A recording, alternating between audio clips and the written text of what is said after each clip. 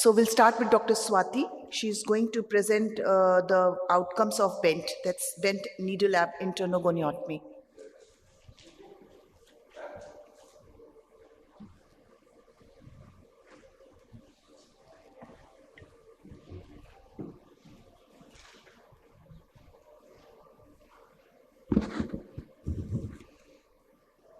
It's 4 minutes. 4 minutes. 4 minutes presentation and 1 minute of discussion.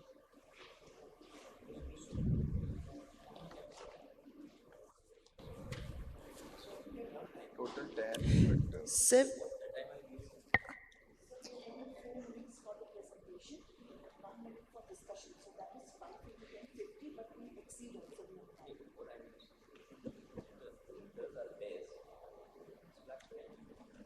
Friends, I'm going to present my poster podium on bent ab interno needle goniectomy preliminary results. I have no financial disclosures. So the purpose of the study was to analyze the effect of IOP lowering after bang at 6 months follow-up. It's a retrospective analysis of 36 eyes of 31 patients where we recorded the demographic characteristics, type of glaucoma, central corneal thickness, pre-op and post-op IOP, BCVA, gonioscopic findings, intra-op and post-op complications, number of AGMs, and before and after surgery. All the data were collected pre-op and at regular scheduled follow-ups. Success in terms of IOP and vision was evaluated by a predefined set of criteria. 36 eyes of 31 patients were included for final analysis with the mean age of 64.35 years, and it ranged from 15 years to 81 years. We had majority of normal tension glaucoma patients, which were 12, followed by POAG, OHT, and then PXF glaucoma. The severity of glaucoma, we had moderate glaucomas in 15 eyes, severe in 8 eyes, normal or OHT patients were 7, and advanced glaucoma in 6 eyes. Coming on to the intraoperative complications, we had cyclodialysis in 1 case, intraop bleeding was encountered in 5 cases, and strip of shaved trabecular meshwork was left in AC in 1 case. If you see at the IOP results, the baseline IOP was 16.81 millimeters of mercury with a range from 10 millimeters to 32 millimeters of mercury. At first day post-op, the IOP was 12.11. And the range, it ranged from 2 to 34. So one case had very low intraocular pressure, which was a normal tension glaucoma patient. At 90 days post-op, we had only 16 eyes for follow-up. So the mean IOP was 14 millimeters of mercury. So the last visit which we took as the last visit of the patient for follow-up, the mean IOP reduced from 16.81 to 14.03. So we saw a mean difference of 2.78, that is 3 millimeters of mercury reduction on an average with a significant p-value. Coming on to the anti-glaucoma medications, at baseline they were 1.33, and at 90 days post-op, almost most of the patients, like they were on no medication. Visual acuity improved in almost all the cases. So there was a mean reduction of 3 millimeters of mercury of IOP at the last visit compared to the baseline, which was statistically significant. The most common intraoperative complication was bleeding from Lepschlem's canal. So to conclude, BANG is a low-cost, minimally invasive glaucoma surgery. It should be considered as non-invasive option for treating early glaucoma and normal tension glaucoma. It can be considered for glaucomas where high chances of macular snuff out and risk of hypotony is high. Thank you. It was a nice presentation, Dr. Swati. Just a question that you evaluated your result in terms of the pressure reduction. What about the AGMs? AGM also reduced. How many AGMs? Like if the 1.33 dropped down to 0.14. 0.14. Thank you. Any questions? So in your you concluded basically that this is something that you recommend for mild glaucomas or normal tension glaucomas, but your patient profile had a vast profile, right, from advanced to that. So why did you come specifically upon that conclusion, since you had tested across different groups? Because majority of patients that we took in our study was normal tension glaucoma patients. So, and also those who had severe glaucoma and like where the chances of macular snuff out post-trab was high. So we had a variety of cases in this, but we would recommend because hypotony can happen in little bit amount of patients. So it is safer for patients with low tension glaucoma. Right, because normally the conclusion But goes because with it the is- aim. So if your aim was to see which group would it be best in, then your study would say, we compared group A, B, C, D, mild, hypertensive, advanced, and then we said it is best in this. But yes, that of course could be a secondary objective that you. Because on an average we got only 3 millimeter reduction. So if we have to just cut down one anti-glaucoma medication, we can do bang. If we want just IOP to come from 15 to 12, we can do a bang. Like that. Dr. Swati, just a few questions. Out of the 36 eyes, so how many were normal tension glaucomas? Madam, 14. 14. So the rest were PXF, and then even the PX. age group range, no? From 15 years. 18 years. 18. 15, 15 to that's what 81. it is. So what did those patients have, the younger patients? What Man, was one their- was traumatic angle recession glaucoma patient, a small boy. So he was 15 years old. So he had only high pressures on one AGM, but his cupping was increasing. So we didn't want to do a very aggressive trap for this patient because he was on only one AGM, but the cupping was increasing. So we wanted to do a lesser invasive. What thing. was the range of follow-up you have taken at 3 months? Last visit you have mentioned. Ma'am, so- only few patients, 16 patients only came for 3 months follow-up. So the follow-up reduced. Okay. Okay, thank you. Thank you. Sir, any questions? No. So with that, we move ahead. And do we have Dr. Tanmay with us? No. There. So with that, Dr. Lopa Mudra. So she's going to present her poster on comparison of subtenons versus topical anesthesia.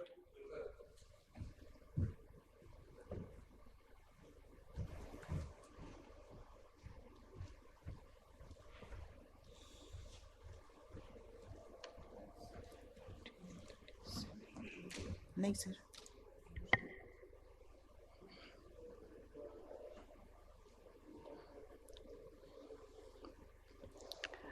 Good morning, everyone. My topic is on comparison of subtenon versus topical anesthesia in trabeculectomy and phacotrabeculectomy surgery. The newer anesthetic techniques such as topical and subtenon, which avoid subneedle placement into the orbit with obvious advantages over the traditional blocks. However, the prerequisites of these techniques are a well-informed, motivated, cooperative patient and a skilled, competent surgeon. The aim of our study is to compare the patient pain and anxiety level in trabeculectomy and phacotrabeculectomy surgery under topical versus subtenon anesthesia. The objective is to compare the patient comfort, intraocular pressure control, and also the anxiety between the two groups. It is a prospective cohort study conducted at Arabind Eye Hospital with 90 patients in each group. In the subtenon group, 0.5% proparacan was applied, followed by a mixture of 2 ml lignocaine 2% with 1 ml 0.5% bupivacaine was injected in the inferonasal quadrant 6 to 7 millimeter away from the limbus. In the topical group, 0.5% proparacan was applied every 5 minutes, 4 times 20 minutes prior to the procedure, and 1% intracameral lignocaine was given during the surgery. The intraoperative pain and postoperative pain and anxiety level was assessed by using visual analog scale. The demographic profile of the study population shows the majority of the female has undergone surgery under subtenon and maximum number of male under topical. And the maximum number of trabeculectomy was performed under topical and maximum number of triple procedure under subtenon anesthesia. The baseline intraocular pressure in the subtenon group was 18.22 and in the topical group was 21.28, and there is no difference at the 3 months post-op. The comparison of the anxiety level prior and post block between subtenon and topical shows no significant difference. Similarly, the comparison of pain during surgery and 1 hour after surgery also shows no significant difference. While comparison of the anxiety level prior and post block in each group shows no significant difference, while comparison of the pain level during surgery and 1 hour surgery shows a significant increase in pain at 1 hour after surgery in each group.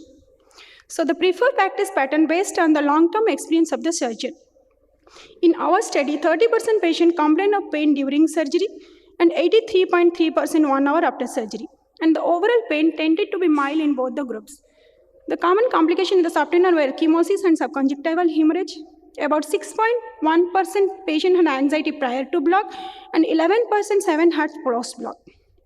So to conclude, the comparison of the anxiety and pain level prior and post-block during surgery and 1 hour surgery respectively shows no significant difference between subtenon and topical, while comparison of the anxiety and pain level in each group shows no significant difference in anxiety prior and post-block, but there is a significant level of pain difference between immediate and 1 hour post-op. The IOP control at 3 months shows no significant difference. So the topical anesthesia can be considered as a better alternative in trabeculectomy surgery. But the surgeons would be encouraged to discuss the pros and cons of subtenon versus topical with regard to individual tolerance of pain, allergy to anesthetic, and needs for postoperative painkillers. Thank you.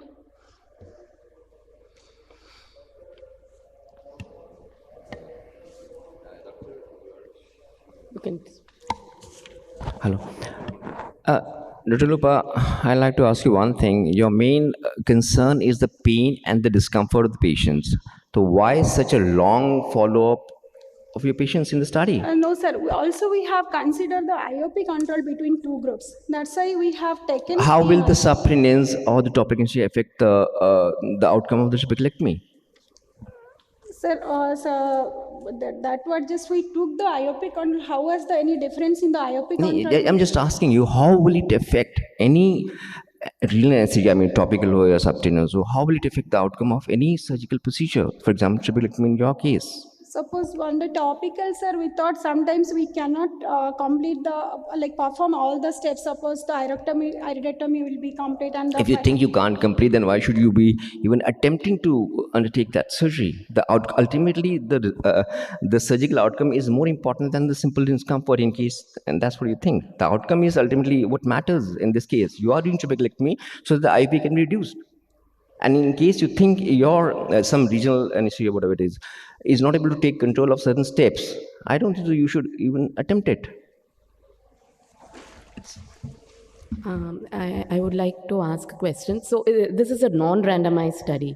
So why couldn't you have done a randomized? So is there any reason? We have selected patients and... Okay, for subtenons, again, there's a role for topical anesthesia, no? So you put the we gave 0.5 topical, 0.5% followed by injection subtenon. Yeah, so comparing both the groups doesn't hold water. So in subtenons also you use before topical. Giving the subtenon, we to decrease the pain, we put 0.1, that is 1 drop of only. But in topical group, we have given 4 times, 20 minutes prior to the surgery, plus intracameral injection of 1% lignocaine. What kind of glaucoma did you choose? Any particular choice for the type of glaucoma that underwent the surgery? So, ma'am, we have taken all primary glaucomas and resurgeries, painful like neovascular glaucoma, all those we have excluded. And only the painful procedure resurgeries that we have avoided. Otherwise, we have taken the others. Primary open angle, primary angle closure, PXF glaucoma we have taken. So the neovascular was excluded from the study? Neovascular glaucoma, uveit glaucoma, all painful glaucoma we have excluded in our study. Okay. Even with proper block, there is a lot of patients experience hypotony at the table itself. Okay, and with the movement that may increase much more. Sir, so that is the point for topical. So surgeon's point of view, there was inadvertent eye movements, and there was while holding the conjunctiva, all those was the touch sensation was more in the topical group, and looking to the microscope light was also a big problem in the topical group, but that could be managed by the surgeon. Even patient moves randomly, even if doesn't experience pain. That is we have experienced that in even cataract surgery also. That was in the topical. So that creates problem. That is bit more in the topical group. And how comfortable was the suturing when you come to the nylon or the vicryl? How comfortable was that with the topical? If normally it was 15 to 20 minutes for trabeculectomy and phacotrabeculectomy surgery. So when there will be a bit pain in the end of the surgery while iridectomy or putting the sutures, what we put? We put extra drop of topical anesthesia. Okay. If patient complains of severe pain, we give Softenone and we convert that patient to the Softenone group. Okay. Thank you very much. So with that, we move ahead. So Dr. Anujit. No, he's not there. So with that, Dr. Sheila Babu. Dr. Sheila, she is going to present the poster on macular structure function relationship in advanced glaucomas involving the central 10 degree of the field.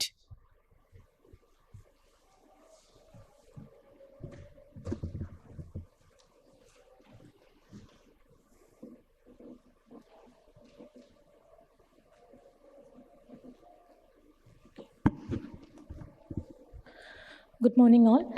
I'm happy to present the study we conducted in our hospital. It's a macular structure function relationship in an advanced open angle glaucoma involving the center 10 degree of fields.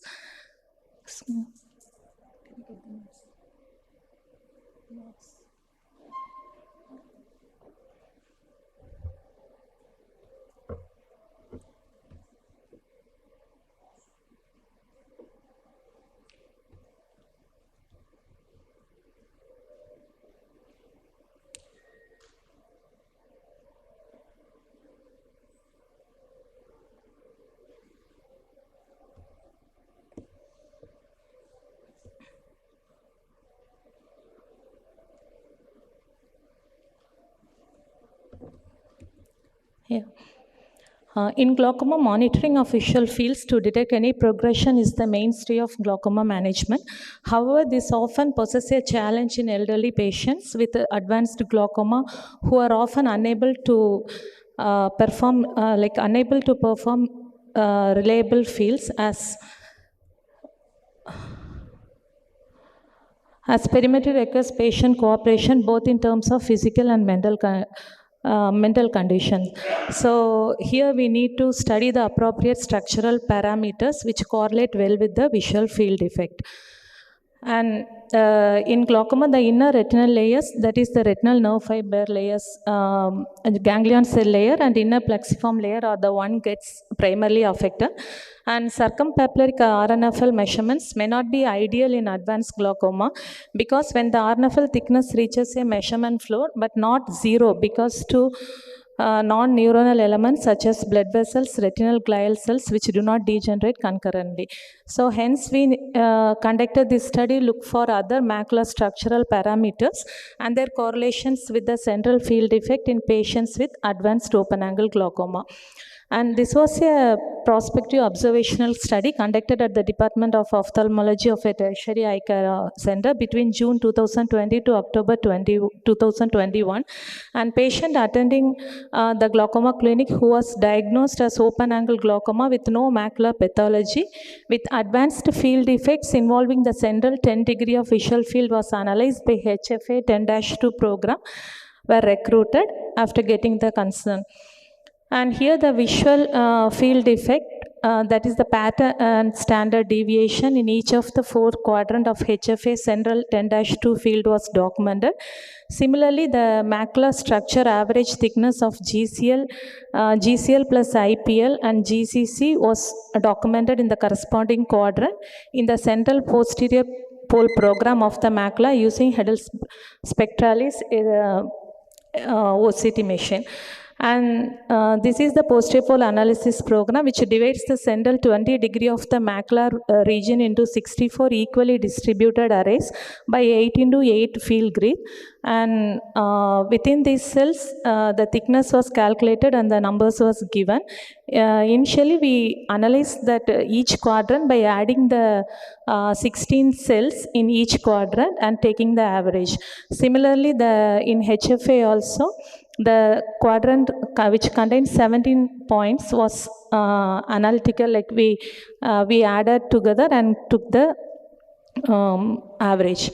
And we calculated our sample size for the sample correlation coefficient of 0.75, and it was done under Peterson correlation coefficient, and scatter plots were used, and p-value less than 0.05 was considered as statistical significance, and all the analysis was carried out using SPSS.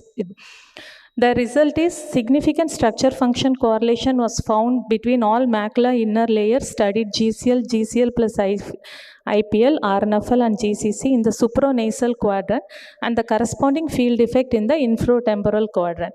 Rest of the quadrant showed thinning of the inner macular layer, more thinning of the inner macular layer as compared to the supranasal layer. And this is the scatter plots we made, and that it shows the p-value get is less than 0.05 and considered statistically significant. So as we know, the nasal fibers are probably the last to be lost in glaucoma, and supranasal quadrant has shown good correlation with the corresponding visual field in our patients with advanced field effect, and similar correlation was not probably found in infranasal and other quadrants of the macular region, because there was a more thinning than supranasal region seen in other macular layers. So this is probably because of the very advanced disease caused a severe loss of neuronal elements in these quadrants, and no correlation can be statistically seen. So hence it likely that only supranasal quadrant inner macular layer are preserved in very advanced disease, and patient with less advanced field effects may show good structure function correlation in all other quadrant. On conclusion, for study, we found moderate significant negative correlation between all the macula inner layers in the supranasal quadrant, and the field effect in PSD in HFA 10-2 in the infranasal quadrant we can see. So hence monitoring these structural parameters in the supranasal quadrant may be useful in detecting progression in patients with advanced glaucoma who are unable to perform reliable fields. Thank you. What did you choose for Ma'am, your it's study? an open angle glaucoma. It's all primary open or Primary open secondaries angle also? glaucoma, normotensive glaucoma, and pseudoexfoliatory. So did you choose any of the myopic eyes in that? No, ma'am. No, it's. What was your correlation coefficient, the R value? Pardon, sir? So you've said that there was a moderately significant negative correlation of moderate strength. So did you do the correlation coefficient? What was the R value? Or it was not a linear association, I suppose. It's not usually. I mean, how did you analyze that basically? Correlation coefficient is 0.75. Minus 0.7. Minus 0.75. Yeah, because usually in these advanced glaucomas, it's not you can't use a linear. It's not a linear correlation. It tends to change. It's a negative correlation we usually get when the macular thinning layer is reduced. That HFA in HFA we get negative correlation. It will be more. Right. Minus. So Minus. So there are other statistical tests actually that can be used for these when you're not expecting a linear correlation exactly. Yes. What he means to say is that in advanced glaucoma, because of the fluctuation, we cannot use the linear model for any analysis. So there are various other methods where you can use that for the analysis. Okay. That is what. Okay, but nice.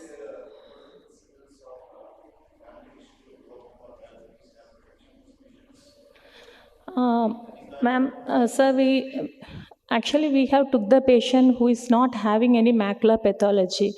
Like maybe they have diabetic hypertensive, but in this study we took the cases which doesn't have any macular pathology. Pardon, I couldn't get you. Pseudo exfoliation syndrome. Did you have any of your patients? Yeah, 3 patients we had. 3 patients. Subluxation.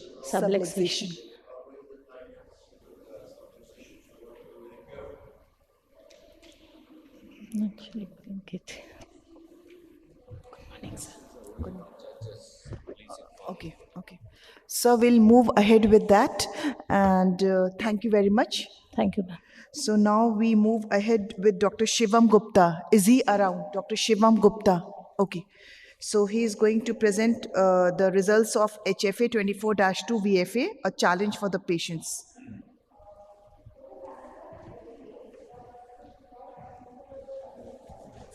नहीं sir, इन लोगों को नहीं होता है इनका.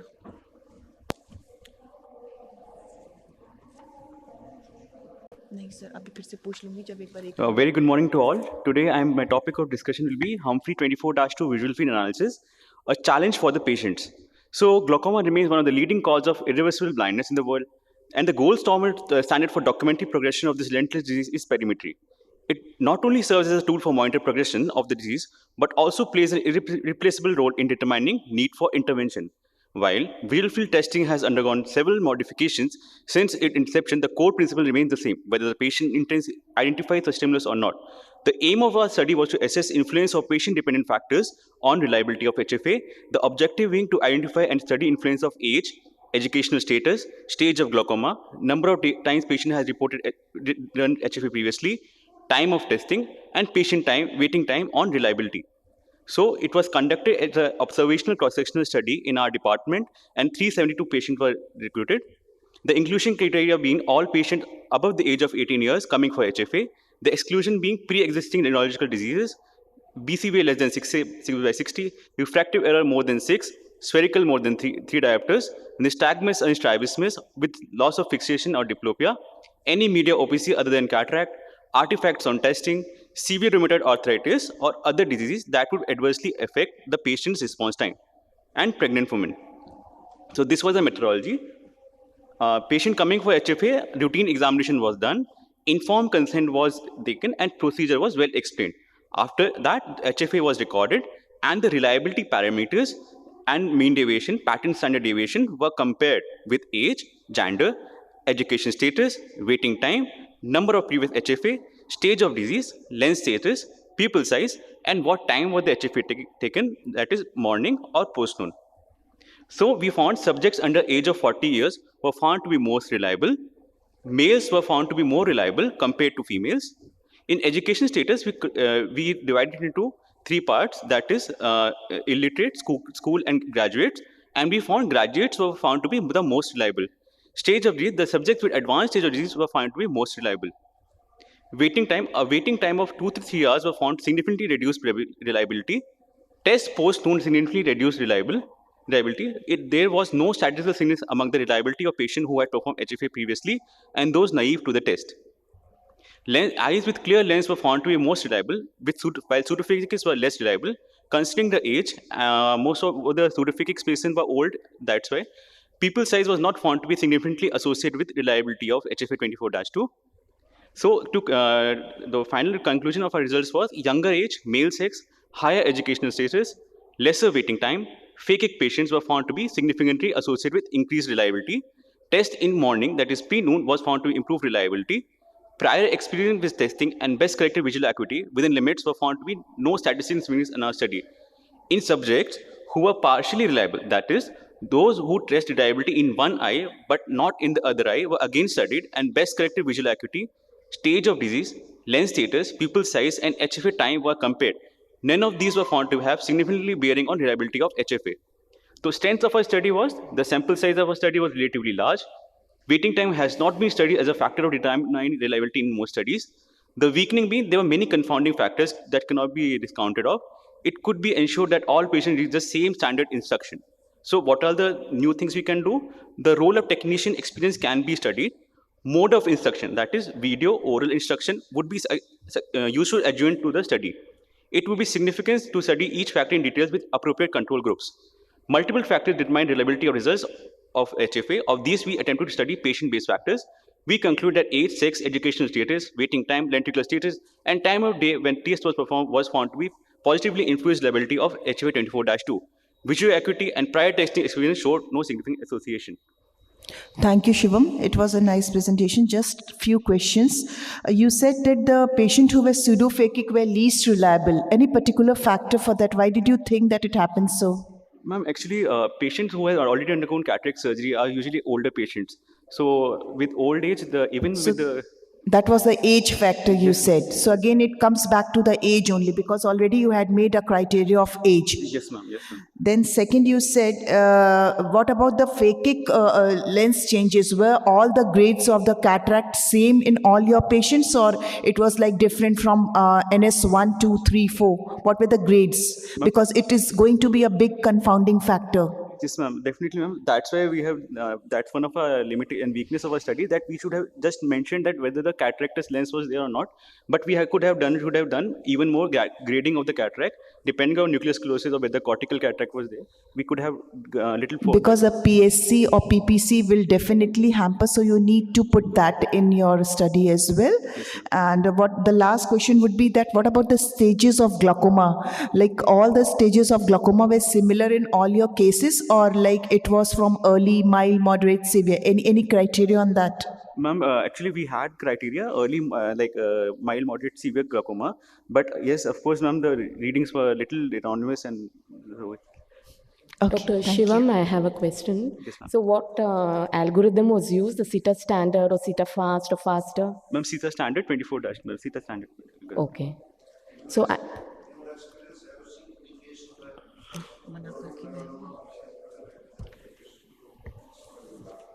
Ma'am. Yes, sir.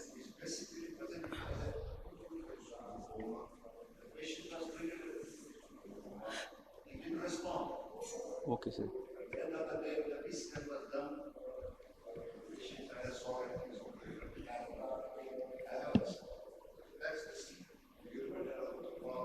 Okay, sir.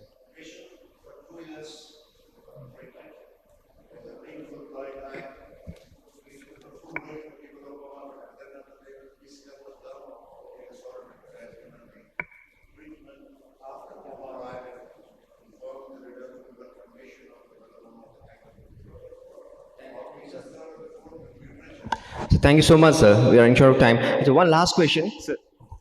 Voice come. This session is not for audio Yeah. question, please. Just one last question. The reliability indices are already there in all the printouts. Yes, sir. So what prompted you to do this study, number one? How will it be of clinical relevance in your study? What is the clinical relevance? Can you change anything?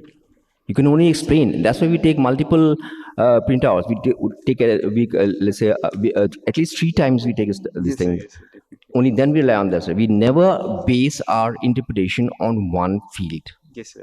And the reliability indices are all mentioned very nicely in all the printouts. Yes, yes. And how will it be clinical relevant, your study? So I guess first of all, when we're looking for progression, these things matters a lot. Like we have to look what are the, like sometimes we are manually checking the fields for progression. Then these reliability indices has to be very well seen. Like sometimes we cannot miss this. And sir, You're absolutely right. What I mean to say is the reliability indices are already there. Sir? The reliability indices are already there in the printout. Yes, sir, For yes, sir. every printout, there is one. Yes, sir. You can know whether you have to rely on this field or not. Yes, sir. Yes, sir. So, how will it be clinical relevant, your study?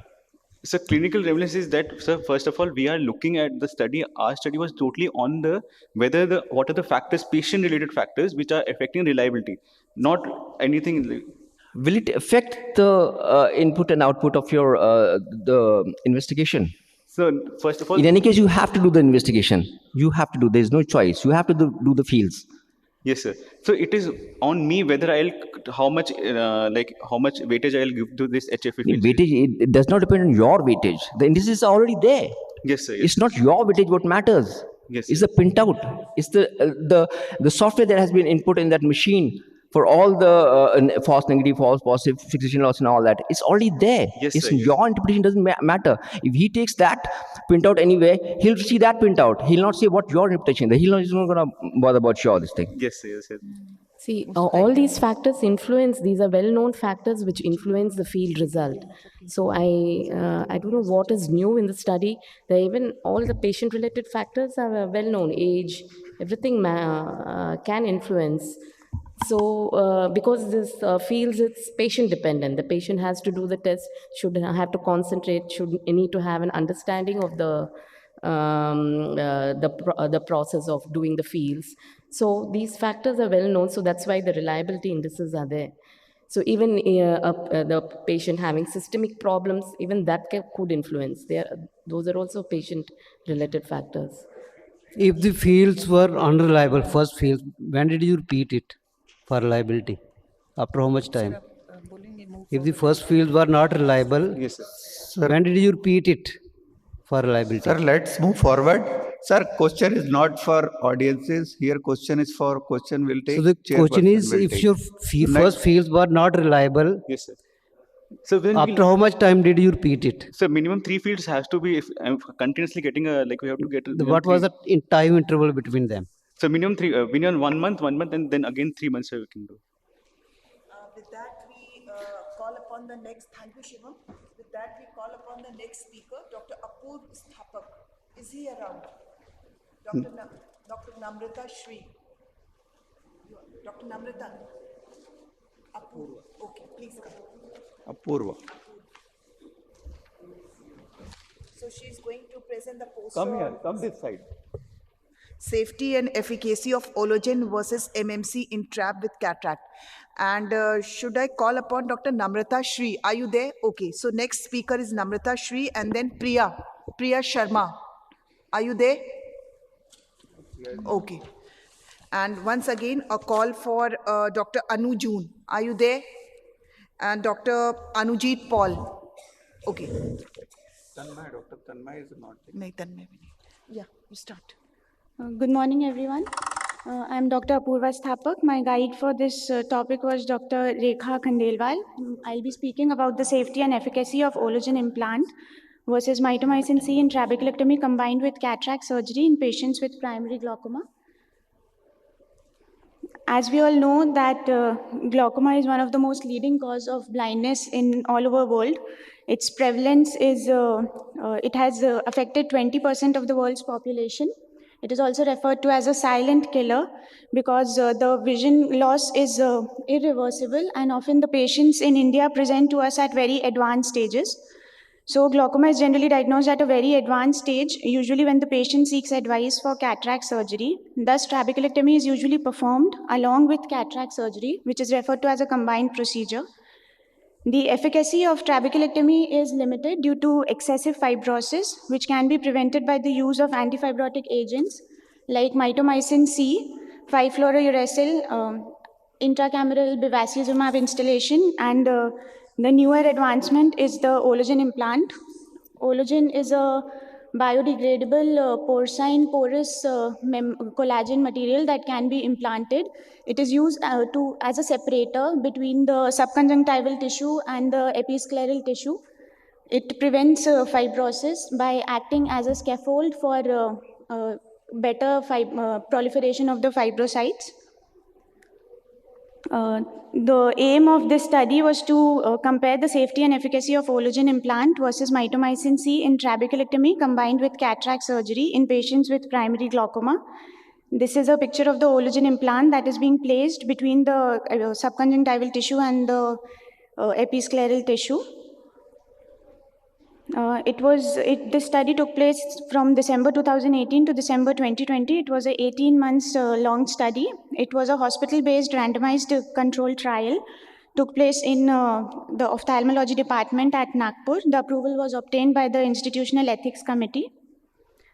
It included patients who were above 40 years of age, both sexes, and patients of primary open-angle glaucoma and primary angle-closure glaucoma with uncontrolled medication and visually significant cataract were included.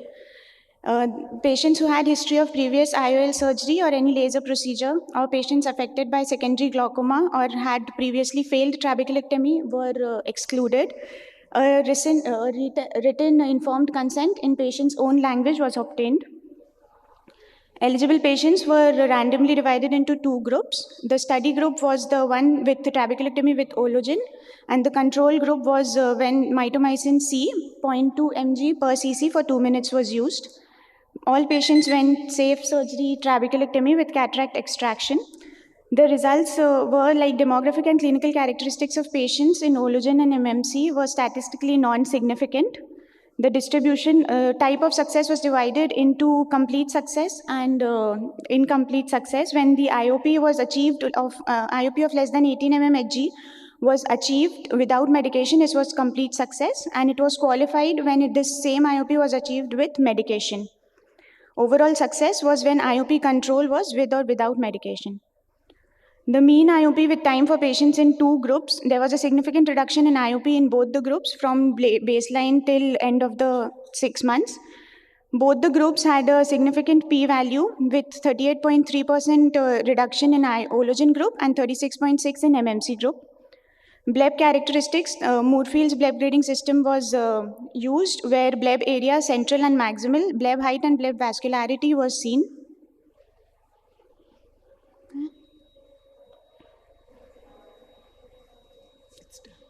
It stopped. You took more time for the introduction. So overall, the success rate of Ologen and MMC were comparable with lesser side effects. In our study, at the end of 6 months, there were less post-op complications in Ologen group. So thank you, Apurva. It was a nice presentation. Just a question that how did you manipulated the Bleb in cases of Ologen? What about the massage? What about the 5 FUs? And what about the ALS? How did you manage that? In your Ologen group? Yes, like I said that the implant was kept between the two, after lifting the subconjunctival tissue it was kept. So it was kept a little posteriorly so that the effective area for the Bleb was there. And Bleb massage was needed for 2 patients in Ologen group as compared to 1 patient in MMC group. So it was non-significant only. Any patients who developed high pressures after Ologen use? Who developed? High pressures. Yes, ma'am. In both the groups, that is a known complication only if there is a... In terms of IOP control, the mitomycin group had better control, right? In terms of IOP control, the MMC group had better IOP. Our study was of limited time period, so at least in our study, both the groups were comparable. That's why we cannot tell about the superiority of MMC over Ologen. And as we know that MMC is the gold standard, antifibrotic that is being used everywhere. So we are... Nowadays, Ologen is not recommended, at least because it has and they're using mitomycin along with Ologen. That is why it doesn't work out that well. We'll continue the study in Kolkata. I'll tell you the long. Maybe you say it's a gold standard, then why do you take the study? It's not the short term what matters, it's the long term what matters in the trabeculectomy. You say it's a gold standard, MMC. So why did you undertake the study in the very first case? Number one. Number two, you're not bothered about the initial short term period. What we need is the long term efficacy of the surgical procedure. So what prompted you to undertake the study?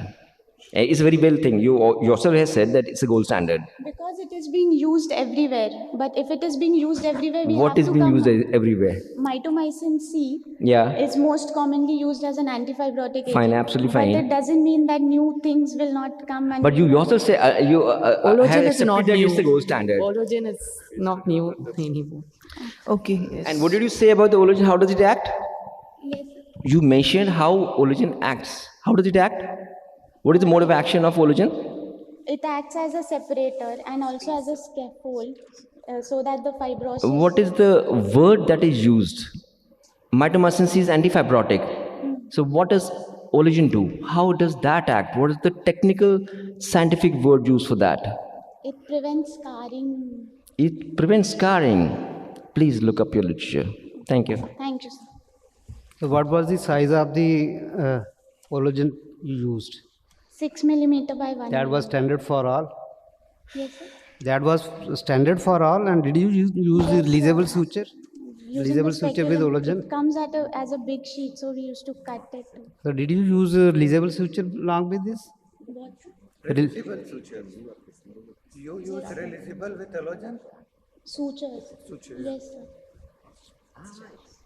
Okay, thank you. Thank you very much. And with that, I call upon Dr. Namrata Shri. Dr. Namrata, please come on that dais. She's going to present the poster on hospital-based study on combination of brinzolamide, timolol versus dorzolamide and timolol. One second, Namrata, just give me a second. So before that, we just call upon again, that's the last call for the presenters. That's Dr. Anu John. Is he there? No. Dr. Tanmay? No. Dr. Anujit is not there.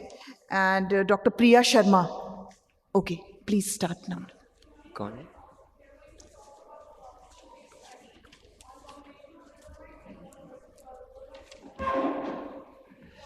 Of disorders characterized by chronic progressive optic neuropathy resulting in characteristic appearance of optic disc and a specific pattern of visual field defect that are frequently but not invariably associated with raised IOP. Normal IOP ranges from 10 to 21. Ocular hypertension treatment study and the collaborative initial glaucoma study suggest that 50 to 75% of patients require combination therapy at some stage of the disease and may need 2 or more drugs to achieve target pressure. A fixed combination has potential advantages like no risk of drug washout, reduced exposure to preservatives, reduced side effects, reduced treatment cost, and better patient compliance. Previous studies like Mani et al., Holo et al. Have found that BT and DT have almost similar efficacy at lowering IOP. The purpose of this study was to compare the efficacy on IOP reduction and patient compliance of brinzolamide 1% plus timolol maleate 0.5% fixed combination and dorzolamide 2% plus timolol 0.5% fixed combination in a hospital-based population with primary open-angle glaucoma or normal tension glaucoma. This was a prospective randomized controlled clinical study. 86 eyes of patients with primary open-angle glaucoma or NTG were randomized to receive BT or DT, 43 eyes in BT group and 43 in DT group. Inclusion criteria were male or female of 18 years of age or above, clinically diagnosed POAG or NTG who were uncontrolled on a single or double medication other than the eye drop to be studied. Exclusion criteria were any active ocular disease other than POAG and NTG that would interfere with the study outcome, sensitivity or allergy to any component of the either study drug, pregnancy, planning a pregnancy or breastfeeding, functionally masked visual field loss, ocular surgery within the last 3 months, concomitant uses of ocular drugs, active systemic disease or plan to change the ongoing systemic treatment that might affect the IOP, diabetic retinopathy were excluded. The IOP was measured at baseline 2 weeks, 1, 2, and 3 months. The main outcome measures were the mean change in IOP from baseline at every visit. Secondary outcome was the tolerability. In results, we have mean reduction of IOP was 26% and 44% at 2 weeks, 26%, 45% at 1 month, 27%, 46% at 2 months, 28% and 46% at 3 months with BT and DT respectively. Tolerability and compliance was without any adverse effect was seen in 83.72% in BT group and 32.55% in DT group. Tolerability of BT and DT with reference to the adverse effect shows that there was no adverse effect in 14 patients in DT group and 36 patients in BT group. Ocular discomfort, pain and blurred vision was more in the DT group. Reducing the amount of drugs by including more than one medication in a fixed combination will reduce the side effects and increase compliance. Although tolerability is identified as a barrier of compliance, issue of efficacy needs to be carefully investigated before investigating the patient's drug tolerability. In our study, we found that both DT and BT significantly reduced the IOP at all study visits, but there were lower mean IOP for DT than BT at study visits that was statistically significant at 2 weeks. Regarding the tolerability, because the beta blocker component of the 2 carbonic anhydrase inhibitor containing fixed combination products is identical, any dissimilarity is due to the pH. DT is having the pH of 5.65, whereas BT has physiological pH. Concluding my study, the present study suggested that BT and DT provide effective IOP lowering. Both fixed combination provide effective reduction, but patients are more likely to achieve lower IOP with DT group. With DT, tolerability of BT was better than DT. And DT is more appropriate therapeutic choice for IOP lowering than BT for patients in need of one or more than one eye drops. Thank you. Thank you. It was a nice presentation. Just 2 questions from my side. You said that the more lowering of IOP was achieved in DT group, right? Yes, that's dorzolamide you're talking about. Yes, any particular reason for that? Significance? Yeah. Was it statistically significant? It was significant. And any particular reason to that? Ma'am, it was just the type of glaucoma was same in both the groups. Yes, so you said that the amount of pressure reduction, which was more in that particular group, yes, that had the same type of glaucoma as compared to that BT group, right? Yes, ma'am. So no particular reason for that? No, ma'am. We just observed this finding in the group that we had. We gave the DT eye drop.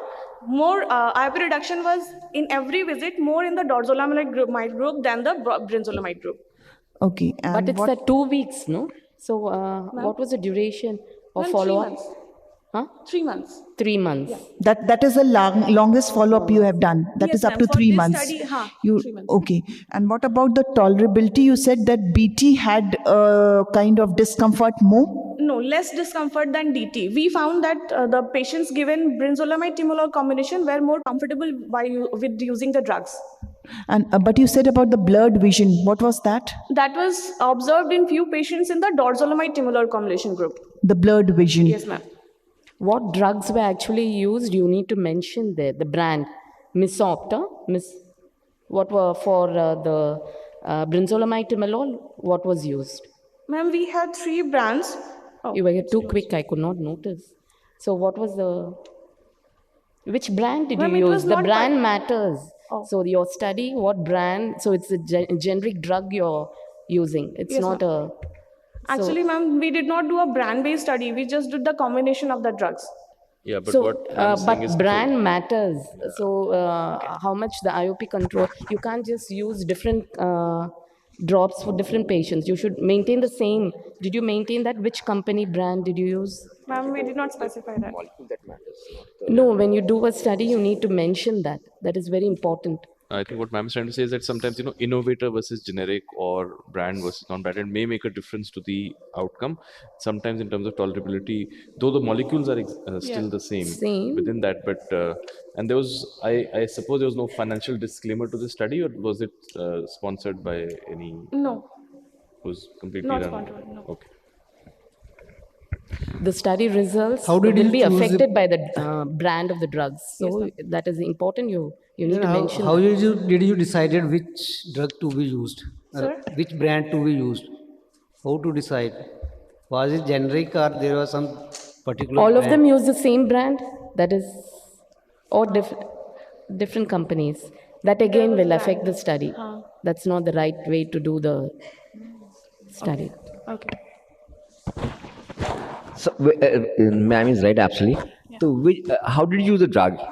Did you use any particular brand or you use any generic drug? We used that combination we specified. We did not specify the brand. That is wrong. But ma'am, I will disagree with in the sense that ultimately it's the molecule that we're studying. So ideally, they should have used, let's say, a generic in all things. I mean, it becomes very difficult to then, it becomes very, let's say, the financially implicated kind of a study. So ideally, yes, it should be generic only. I mean, it has to be the molecule that we're studying, not the preparation. That it may make a difference, I agree. Yeah. But then regarding study, what matters is the studying of the molecule, the combination of dorzolamide and brinzolamide and timolol. Yeah. So, I may disagree with you, ma'am. Actually, there are certain brands which are more effective among the generic group. Right. But so, here we are studying the molecules. Yeah, studying the molecule, but how it's been prepared, it varies.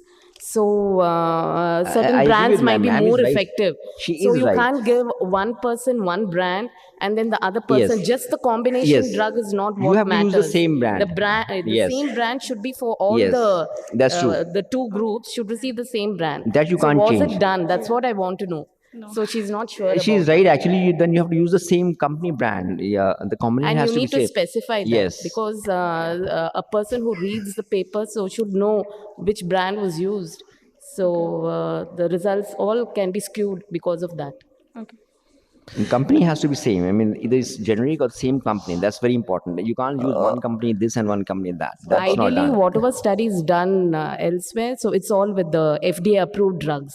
Yeah. So they are again mentioned. So what is the brand name of that drug? So here again, so it's not wrong to do with generic drugs, but you would mention, specify. But you need to mention, that's true. So thank you very much. With that, we come to the end of the session. Thank you very much for being with us.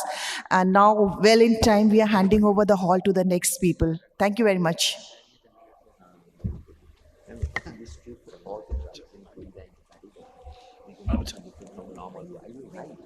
But we have same mentioned that it has the same. Yes, exactly. It matters. It matters. It matters. It matters. Generic is different. बहुत फर्क पड़ रहा है. एक minute है.